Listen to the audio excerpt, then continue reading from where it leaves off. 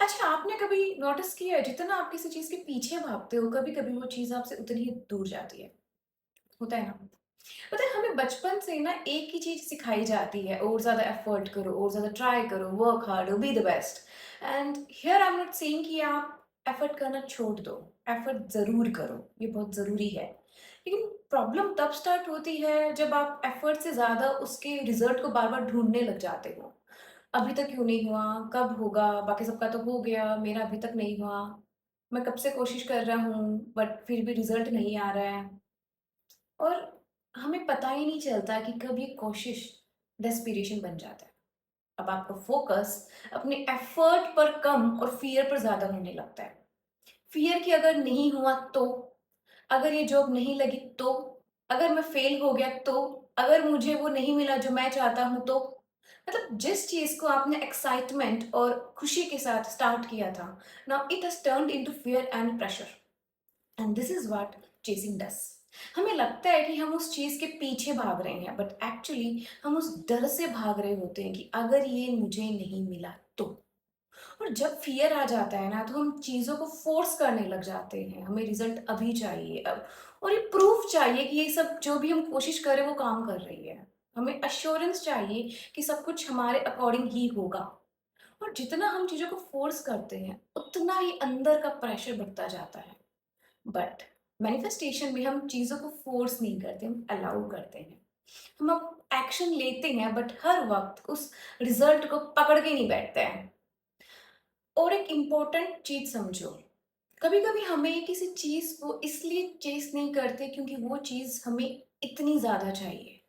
हम उसे इसलिए भागते हैं उसके पीछे कि हमें लगता है कि अगर वो मिल जाएगा ना तो मेरी तो आई विल फील बेटर, मुझे अच्छा फील होगा। क्योंकि कोई मुझे चूज करेगा तो मुझे इम्पोर्टेंट फील होगा, अगर मैं सक्सेसफुल हो जाऊंगी तो मुझे लगेगा कि मैंने कुछ प्रूव कर दिया है। लोग मुझे अप्रिशिएट करेंगे तो मैं इनफ फील करूंगा। और फिर हम एक्चुअली रिलेशनशिप, सक्सेस, मनी या अटेंशन चेस नहीं कर रहे होते, हम फीलिंग चेस कर रहे होते हैं। Feeling of being enough, feeling of being important, feeling of being chosen. और जब तक आप ये फीलिंग्स बाहर की चीजों में लेने की कोशिश करोगे, when you look for these things outside of you, ये भागना कभी खत्म नहीं होगा। एंड प्रोबेबली वो आपको कभी मिलेगा भी नहीं। यहीं पर लॉ ऑफ अट्रैक्शन का एक इम्पॉर्टेंट पार्ट आता है। हम ये नहीं कहते कि जब मुझे वो चीज मिल जाएगी तब मैं वर्दी फील करूंगा। We feel of having this first, then we make the effort.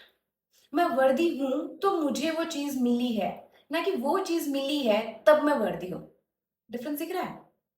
Here, you are not proving you are worthy. You know that you are worthy and the particular thing belongs to you. It is already yours. और जब ये shift आता है, आप chess नहीं करते, आप fear से एक्शन नहीं लेते, आप डेस्पिरेशन से किसी चीज को होल्ड नहीं करते, आप हर चीज को फोर्स नहीं करते।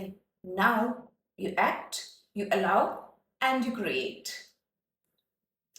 अब आप अपनी लाइफ क्रिएट करना स्टार्ट करते हो from a complete different place.